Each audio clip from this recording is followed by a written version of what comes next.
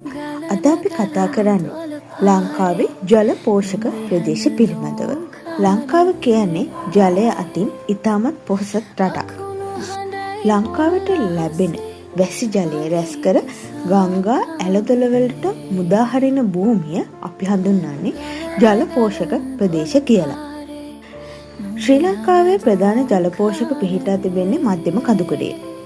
උදාහරණ විදිහට සමනල අඩවිය, හෝටන් තැන්න, නකල්ස් කඳුපන්ති, සිංහරාජ වනාන්තරය වගේ දේවල් ගන්න පුළුවන්.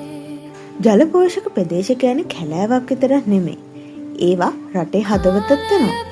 මෙම ජල පෝෂක ප්‍රදේශ මගින් තමයි ජල මූලාශ්‍රවල ජලය නොසිඳල ලෙස පවත්වා ගන්නේ. ඒ වගේම ගම් වතුර පාලනය කරන්න මේ මගින් ජල විදුලිය නිෂ්පාදනයට, පාංශු සංරක්ෂණයට මේවා ඉවහල් වෙනවා.